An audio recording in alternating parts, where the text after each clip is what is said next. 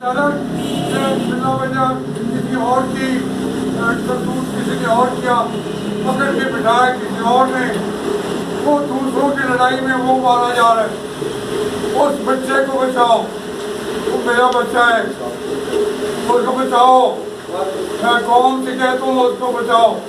मैं वो मुतहदा जो मूवमेंट है उनसे कहता हूँ बचाओ उसको। अब एक बेचारा वो गुनाह तो उसका है, मैं ये काम करता तो ना पकड़ा जाता।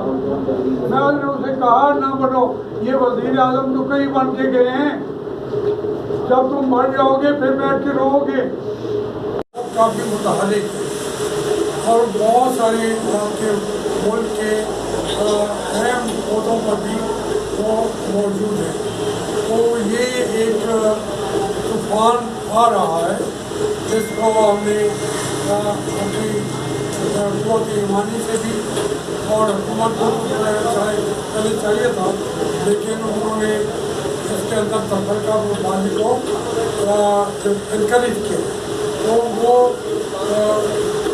हमें बाखबर हो जाना चाहिए, हमें इसके लिए तैयार होना चाहिए कि हम एक से मुतहदा के तौर पर तमाम उलमाए कराम, तमाम जो सुलहाए कौम है, जो दीन में ईमान रखते हैं, उन सब को मुतहद हो के वो ये आदमी साजिश उस साजिश का हमें मुकाबला करना चाहिए।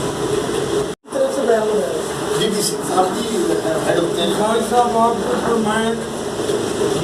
अच्छा सर, इस वक्त मुल्क में जो एक दीगर इतने मसाइल हैं, वहाँ एक फ़िरका वारियत को भी हवा दी जा रही है, चाहे सोशल मीडिया हो या कोई भी हो। क्या कहेंगे इसमें हुकूमत क्या होना चाहिए?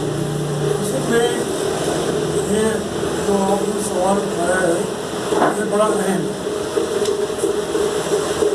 ये बैनुल-अक़वामी साजिशें हो रही है कि मुसलमानों के अंदर तफरकाबाजी को रोक दिया जाए और उसमें एक जो कीदा रखने वाले एक तरीके में या शिया है, सुन्नी है, उनके अंदर मज़ीद इंतशार की कैफियत पैदा की जा रही है।